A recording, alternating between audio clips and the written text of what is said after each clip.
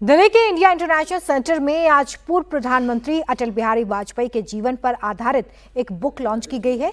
इसे प्रसिद्ध लेखक और अटल जी के करीबी रहे अशोक टंडन ने लिखा है। इस किताब का नाम अटल संस्मरण है, जिसमें वाजपेयी जी के जीवन से जुड़ी कई कहानियां और उनके अनुभवों को बताया गया है। आज किताब के विमोचन समारोह में कई गणमान्य लोग शामिल हुए। इंडिया टीवी के एडिटर इन चीफ और चेयरमैन रजत शर्मा भी इस मौके पर मौजूद रहे। उनके साथ केंद्रीय मंत्री नितिन गडकरी भी कार्यक्रम में पहुंचे थे। इस कार्यक्रम को संबोधित करते हुए रजत जी ने अटल बिहारी वाजपेयी से जुड़ी कई किस्से बताए। उन्होंने बताया कि जब प्रधानमंत्री नरेंद्र मोदी आपकी अदालत में आए तो उन्होंने वाजपेयी जी के साथ आपकी अदालत के शो का जिक्र क्यों किया। 2014 में जब मैं मोदी जी के पास गया उनको आपकी अदालत में बुलाने के लिए, तो मुश्किल हो रहा था कोऑर्डिनेट करना। तो मैं अहमदाबाद गया तो मैंने कहने लगे कि पंडित जी आपकी अदालत में तो आना पड़ेगा। मैंने कहा पढ़ेगा तो आपकी डिक्शनरी में नहीं होता, पढ़ेगा क्यों? तो उन्होंने कहा कि एक बार मैं और टीवीआर शिनॉय अटल जी के साथ बैठे थे, आपकी चर्चा हो रही थी, तब उन्होंने कहा कि हमारे प्रधानमंत्री बनने की प्रक्रिया आपकी अदालत के कार्यक्रम से शुरू हुई। हमने लोगों की आंखों में परिवर्तन देखा। एग्जैक्टली वो सेंटेंसेस थे जो अटल जी ने मुझे कहे थे। उसके बाद मुझे लाइसेंस मिला कि मैं इसको बाकी लोगों के साथ शेयर कर सकूं।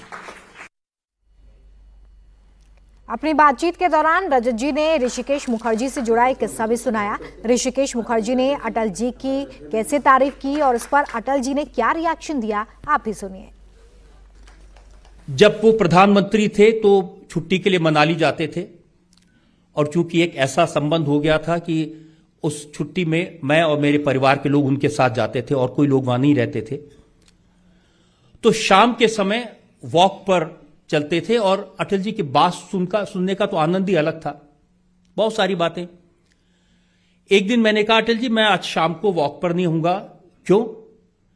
तो मैंने कहा जी ऋषिकेश मुखर्जी यहां पर शूटिंग कर रहे हैं उनकी फिल्म झूठ बोले कौवा काटे की, तो मैं उनसे, मेरे दादा से बड़े अच्छे संबंध है, मैं उनको मिलने जाऊंगा आज शाम को। उन्होंने कहा हम भी चलेंगे। तो मैंने कहा आप प्रधानमंत्री हैं। नहीं, हमने आशीर्वाद देखी है, हमने सत्यकाम देखी है, हम तो उनको बहुत पसंद करते हैं। तो मैंने कहा अच्छा मैं मिलके आता हूं, मैं देखता हूं कि कैसे सुविधा रहती है। जब मैं ऋषिदा को मिलने गया वहां पर, तो मैंने ऋषिदा को बताया कि अटल जी यहां पर हैं, मनाली में बड़े उत्सुक हैं, और ऋषिदा व्हील चेयर पे थे। तो मैंने कहा वो आपसे मिलने आना चाहते हैं। नहीं वो नहीं आएगा, मैं जाऊंगा। और मैंने कहा कि क्या कहूं उनको जाके? कहने लगा आप अटल जी से कहना, ऋषिकेश मुखर्जी कह रहे थे काश मेरे भीतर शंकर जैसी शक्ति होती, मैं उनको बाहों में भर लेता, सारे संकट मुझ पर आ जाते, मेरे विष मैं वमन कर लेता और सारा अमृत अटल जी को मिल जाता। जब मैं वापस आया तो भी वो टहल रहे थे, तो मैंने जैसे देखा मिले, तो मैंने कहा जी मिले, क्या बोले? तो मैंने कहा अटल जी उन्होंने ये कहा, और मैंने एग्जैक्टली ये शब्द उनको बताया कि उन्होंने कहा कि मेरे अंदर शंकर जैसी शक्ति होती, जहर मैं ले लेता, अमृत अटल जी को मिल जाता। तो रुके, कहा वो हमें अच्छा आदमी मानते हैं। मैंने कहा जी इन बात से लगता है कि सिर्फ अच्छा आदमी नहीं मानते, उनके मन में आपके प्रति श्रद्धा है। थोड़ी दूर चलते रहे, फिर रुके। 5 मिनट के बाद आपका क्या ख्याल है? मैं कहा जी किस बारे में? इसमें से निकल जाए। मैं कहा जी किस में से निकल जाए? ये प्रधानमंत्री पद में से। मैंने कहा जी अचानक ये कैसे ख्याल आया?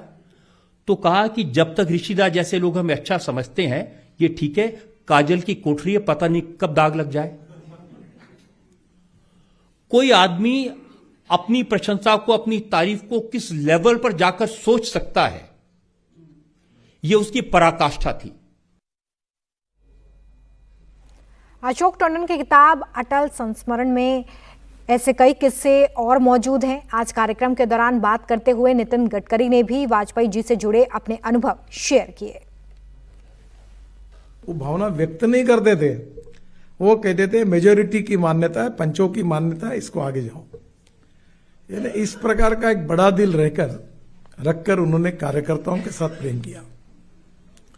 अपनों को तो अपना माना ही, पर जो एक प्रकार से विरोधी थे उनको भी अपना माना। और ये इसलिए आज आवश्यक है कि politics of conviction and politics of convenience, इन दो बातों में राजनीति डिवाइड हुई है। आज हमारे देश में विचार भिन्नता समस्या नहीं है, विचार शून्यता ये समस्या है।